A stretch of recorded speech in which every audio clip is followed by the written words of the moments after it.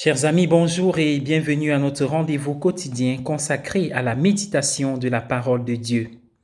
Luc chapitre 11, versets 29 à 32. C'est l'extrait évangélique que nous avons à méditer en ce jour. Merci d'avoir choisi de vous connecter sur cette chaîne pour ce temps de halte spirituelle, ce temps de ressourcement pour repartir. Oui, beaucoup de contemporains de Jésus ont été lents à réagir à la présence et au message de Jésus. Ils insistaient sur un signe extraordinaire. En revanche, leur appel Jésus, des gens venant d'ailleurs, à l'extérieur d'Israël, des païens, ont répondu aux messagers de Dieu dans le passé. Les Ninivites, par exemple, ont répondu à la prédication du prophète Jonas.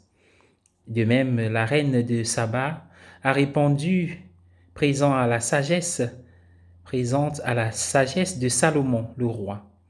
Ces païens étaient plus réceptifs à la présence de Dieu en Israël que les contemporains de Jésus, même si Jésus est plus grand que le prophète Jonas et plus grand que le sage Salomon.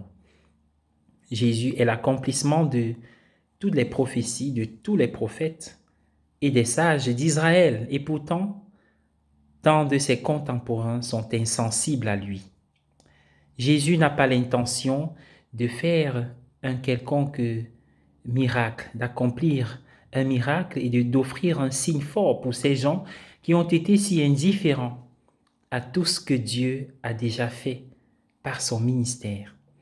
Lorsque Jésus dit qu'il y a quelque chose de plus grand, quelqu'un de plus grand que Salomon ici et plus grand que Jonas ici, nous pouvons appliquer le mot ici à l'endroit où nous nous trouvons chacun aujourd'hui.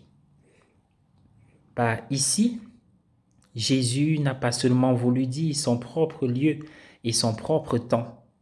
Le mot ici fait référence au temps et au lieu de chacun d'entre nous. Le Seigneur est ici, avec nous, maintenant, où que nous nous trouvions. Et il est ici, comme quelqu'un de plus grand que tous les prophètes, tous les sages d'Israël.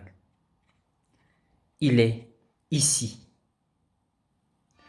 Vous qui pensez être seul, vous qui êtes attristés de ne pouvoir rencontrer des gens ou de les rencontrer et de n'avoir que des visages ou des réactions froides, des visages froids, sans sourire.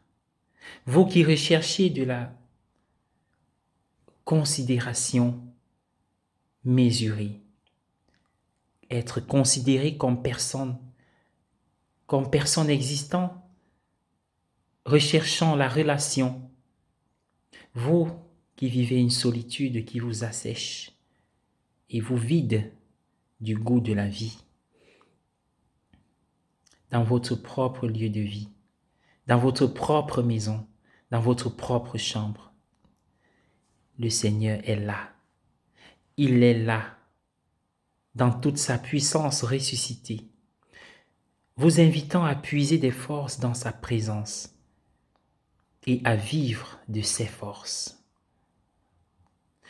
Nous ne nous sentons peut-être pas toujours grands, considérés en ces temps, en ces jours. Mais la lecture de l'évangile d'aujourd'hui nous rappelle que nous sommes toujours en présence de quelqu'un de plus grand. Amen. Prions ensemble, mes frères et sœurs. Dieu éternel et tout-puissant, nous te confions aujourd'hui tous ceux qui souffrent, et en particulier les parents, les grands-parents qui ne peuvent revoir leurs enfants, leurs petits-enfants. Oui, Seigneur, nous avons parfois des difficultés, du mal à imaginer ce genre de situation, mais elles existent, ces situations. Et toi, pour qui et devant qui rien n'est impossible. Nous savons que tu peux tout. Ta volonté est égale à ta puissance et ta puissance est égale à ton amour. Nous avons confiance en toi. Regarde les misères des parents et des grands-parents, loin de leur progéniture, loin des personnes qu'ils aiment.